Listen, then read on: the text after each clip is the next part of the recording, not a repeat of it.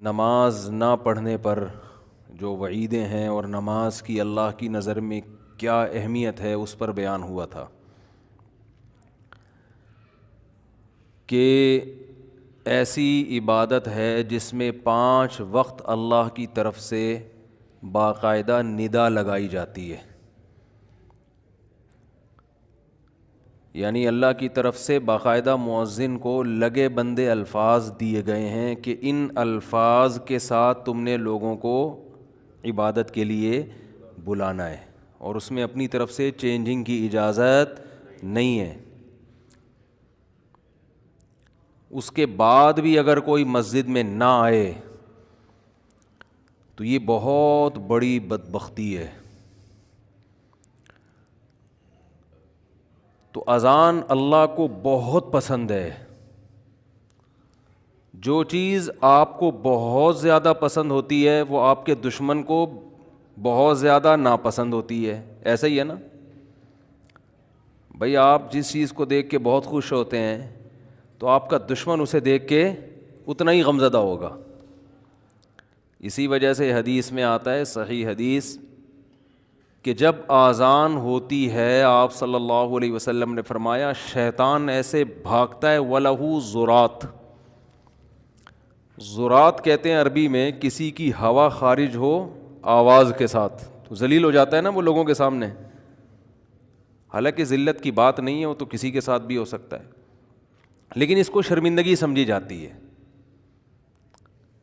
تو حدیث میں آتا ہے شیطان کی ایسی کنڈیشن ہوتی ہے کہ وہ آواز کے ساتھ ہوا خارج کرتے ہوئے بھاگتا ہے، اتنا ذلیل ہو جاتا ہے، اتنا غصہ آتا ہے اس کو، کیونکہ شیطان نہ کوشش کر رہا ہے کہ لوگ خدا کا انکار کریں، ماڈرنزم کے نام پہ مذہب کا انکار کریں، یعنی شیطان کو اتنی توہین اپنی کیوں محسوس ہوتی ہے کہ وہ ہوا خارج کرتے ہوئے بھاگتا ہے ٹھیک ہے نا، آواز کے ساتھ۔ تو نبی صلی اللہ علیہ وسلم نے فرمایا کہ جب آذان ہوتی ہے تو شیطان کو اتنی تکلیف ہوتی ہے کہ وہ ہوا خارج کرتے ہوئے بھاگتا ہے، اور وَلَهُ زُرَات، باقاعدہ اس میں وہ سائلنٹ پہ نہیں ہوتا شیطان، اس وقت پروفائل پہ ہوتا ہے ٹھیک ہے نا، ایسے بھاگتا ہے وہ، اتنی تکلیف ہوتی ہے۔ تو میں یہ ڈیفائن کر رہا تھا کہ کیوں اتنی تکلیف، اس کو پتہ ہے پبلک نے تو آنا نہیں نماز پڑھنے، تو پھر آج کل اتنی تکلیف اس کو کیوں ہو رہی ہے؟ بھائی 4 آدمی آئیں گے، 4000 گھر میں بیٹھے رہیں گے، تو پھر بھی تکلیف اتنی ہو کیوں نہیں ہے؟ اصل میں ہو اس لیے رہی ہے کہ شیطان نے ہر لحاظ سے اپنا جال پھیلایا، زینت بنایا اس دنیا کو کہ یار یہ دنیا ہی سب کچھ ہے، موت کے بعد زندگی نہیں ہے، جس کے پاس پیسہ ہے، جس کے پاس گاڑی ہے بس وہ کامیاب ہے، صحت اچھی ہونی چاہیے، یہ ہو وہ ہو، اور لبرلزم کو شیطان کیا کر رہا ہے؟ طبیعت سے پھیلا رہا ہے۔ تو اس کے مطابق تو کوئی اللہ کا نام لینے والا ہونا ہی نہیں چاہیے، 4 دیواری میں بھی نہ لے، لیکن پوری دنیا میں 5 ٹائم شیطان کا منہ چڑھانے کے لیے جو ہے نا فضاؤں میں اتنی زور سے اللہ اکبر کی صدائیں گونجتی ہے، اس پہ بھی اگر شیطان کو تکلیف نہ ہو تو پھر بتاؤ کس بات پہ ہوگی؟ اس لیے حدیث میں آتا ہے تھوڑی تکلیف نہیں ہوتی ہے، ایسے ہوتی ہے کہ ذلیل ہو جاتا ہے، وہ ایسے ہوا خارج کرتے ہوئے بھاگتا ہے، بدبو کے ساتھ، آواز کے ساتھ ایسے بھاگ رہا ہوتا ہے۔ یہ ایک تشبیہ ہے نا، ہمیں کیا پتا شیطان کو، اب یہ تو ہمیں سمجھانے کے لیے ہے نا، اس پہ کوئی ایسا نہ ہو کہ یار شیطان کیا کھاتا ہے جو اس کے ہوائیں بھی خارج ہوتی ہیں، اور جنات تو آگ سے بنے ہوئے ہیں، تو وہ ایک ہمیں ہماری زبان میں سمجھایا جائے گا نا، تو ہمیں ہمارے محاوروں میں ہماری زبان میں سمجھایا جائے گا، تو جو ہوتی ہوگی شیطان کی ہمیں کیا پتا، کوئی شیطان سے ملاقات ہوگی تو پوچھ لیں گے بھائی، شیطان کہے گا اذان کروا کے دیکھ لو تو خود ہی پتہ چل جائے گا۔ تو اتنی تکلیف ہوتی ہے کہ میں اسلام کو ختم کرنے کے لیے کتنا دنیا میں کوشش میں لگا ہوا ہوں، اور مسلمانوں کی خلافتیں ختم کروا دی میں نے، آپس میں لڑوا دیا، دیوبندی بریلوی اہل حدیث، اور ان بحثوں میں الجھا دیا، اور پتہ نہیں کیا کیا کروا دیا، لیکن پھر بھی سورج طلوع ہونے سے پہلے اذانوں کی آوازیں پوری دنیا میں، کسی کا باپ بھی ان کو نہیں روک سکا۔ اور کتنا مشکل کام ہے، اب تو لاؤڈ اسپیکر آ گئے، اب تو بند کمروں میں، جب یہ لاؤڈ اسپیکر نہیں تھا مؤذن مینار کی چھت پہ کھڑا ہو کر اذان دیتا تھا، کتنی ہوتی ہیں، یا تو ہوتا نا 25 لاکھ روپے یا 1.5 لاکھ روپے اس کو مل رہے ہوتے مؤذن کو, تو ہم کہتے چلو یار پیسوں کے لیے اتنی تھوڑی تھوڑی تنخواہوں میں صبح صبح اٹھ کے مینار پہ چڑھتے تھے. وہ میں اکثر ایک واقعہ سناتا ہوں, آج بھی سنا دیتا ہوں. حضرت مفتی تقی عثمانی صاحب دامت برکاتہم سے یہ واقعہ میں نے براہ راست سنا ہے کہ ایک آدمی پچھلی زمانے میں نا صدیوں پہلے کسی نے جھوٹی نبوت کا دعویٰ کیا, تو آپ کو پتہ ہے ہر جھوٹے کے ساتھ 8-10 چمچے مل جاتے ہیں, تو اس کے ساتھ ایک چمچہ ہو گیا. تو جھوٹی نبوت کا دعویٰ کیا اور پھر یہ لوگ سفر کر کے کہیں جا رہے تھے, تو کوئی ایسے سردیوں کا علاقہ تھا, ایسے ٹھنڈے جگہ پہ پہنچے جہاں بہت برفانی ٹھنڈ اور ہوا کے جھونکے, جیسے سردیوں میں ہوائیں جن علاقوں میں چلتی ہیں بہت کڑاکے دار سردی ہوتی ہے. تو اس جھوٹی نبوت کے دعوے دار کو نا اذان کی آواز آئی, اور اس اذان میں مؤذن کے الفاظ تھے اشہد ان محمد الرسول اللہ, میں گواہی دیتا ہوں کہ محمد اللہ کے رسول ہیں صلی اللہ علیہ وسلم. تو اس نے کہا کہ یار یہ آواز کہاں سے آ رہی ہے, اپنے چیلے سے کہا. اس نے کہا اپنے جو بھی مرشد اس کا, جو بھی پیر قذاب, اس سے کہا وہ دیکھ مینار پہ مؤذن چڑھا ہوا ہے اندھیرے میں, اتنی سخت سرد ہواؤں میں وہاں چڑھا ہوا ہے, اور کیا کہہ رہے اشہد ان محمد الرسول اللہ. اس وقت جب سب سو رہے ہیں, اس نے کہا یار ہم نے جو نبوت کا دعویٰ کیا نا واپس لے لیتے ہیں ٹھیک ہے نا, ہم نے جو دعویٰ کیا نا نبوت کا, بہتر ہے کہ ہم اس سے کیا کر لیں, رجوع کر لیں, کیونکہ یہ پروٹوکول کسی سچے نبی کو تو مل سکتا ہے کہ رات کے آخری حصے میں عرب سے اتنا دور اندھیرے میں اٹھ کے سردیوں میں ایک آدمی کھڑے ہو کر محمد صلی اللہ علیہ وسلم کی نبوت کی شہادت دے رہا ہے. تو یہ عزت اور مقام کسی سچے نبی کو مل سکتا ہے, ہماری دکان چلنے والی نہیں ہے. عقل مند تھا, رجوع کر لیا اس نے.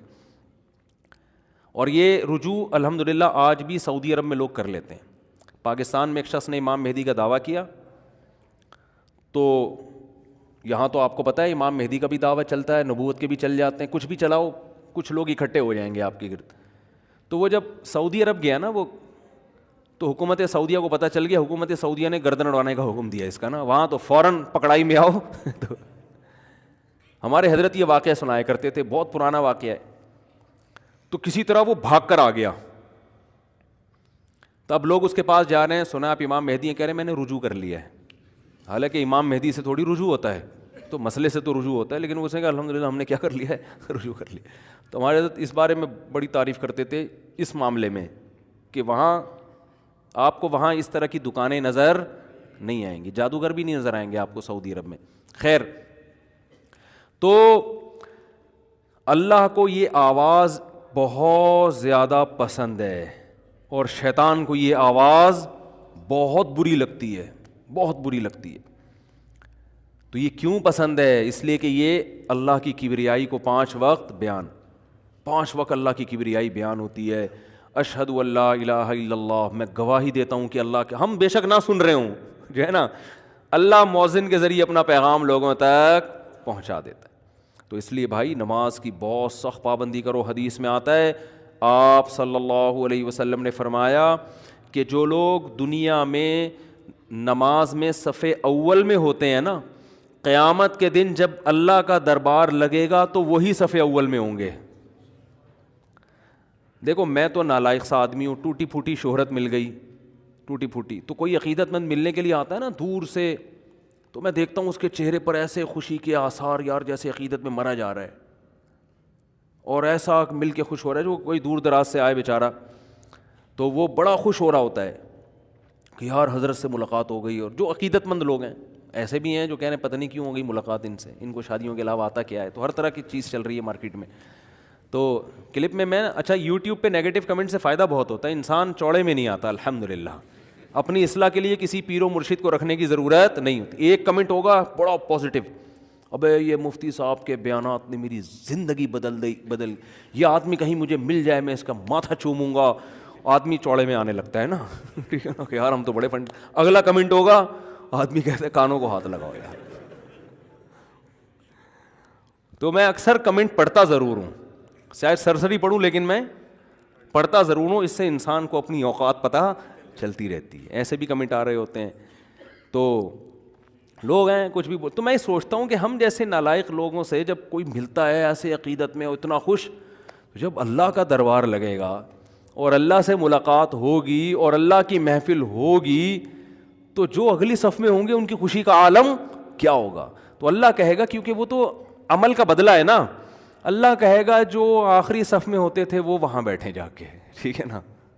وہ کیونکہ جب جنہوں نے مجھے دنیا میں دیکھا نہیں تھا نا اور میری دعوت پر پہلے مسجد میں آ کے بیٹھ جایا کرتے تھے, حالانکہ انہوں نے مجھے دیکھا نہیں تھا, تو آج جب تم لوگوں نے دیکھ لیا, مجھے یقین آ گیا, تو آج ان کو میں پروٹوکول دوں گا جو آخری صف میں ہوں گے وہ آخر میں.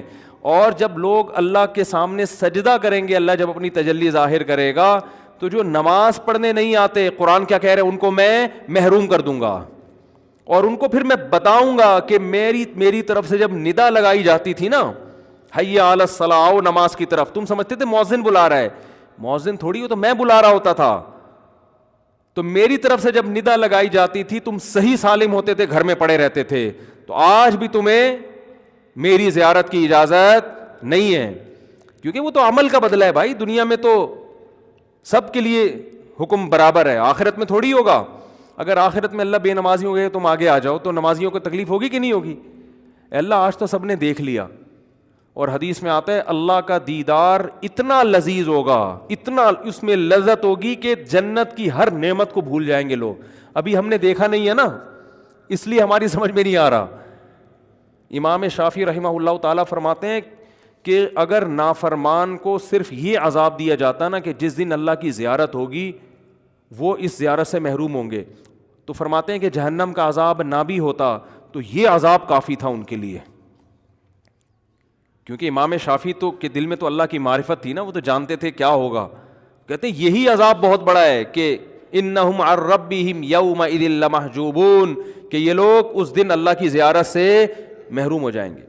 تو قیامت کے دن جب اللہ کا دربار لگے گا, یا جنت میں بھی اللہ کی زیارت ہوا کرے گی, تو آپ نے فرمایا کہ اللہ کے قریب ترین وہ لوگ ہوں گے جو دنیا میں اللہ کے قریب ہوا کرتے تھے.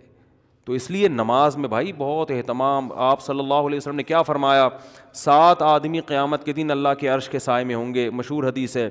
ان میں ایک وہ امام عادل, جو بادشاہ بن کے حاکم بن کے عدل کرے, انصاف, لوگوں پہ ظلم نہ کرے, کیونکہ بڑا مشکل کام ہے. آپ کے پاس اختیارات آ گئے مگر آپ تمیز سے چل رہے ہیں.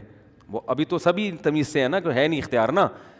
جب آپ وزیر اعظم بن جاؤ گے پھر آپ سے پوچھیں گے کہ اب شرافت سے چل کے دکھاؤ. تو آپ نے فرمایا جو امام عادل وشاب نشا فی عبادت اللہ عز وجل, وہ نوجوان جو جوانی میں اللہ کی عبادت کرے.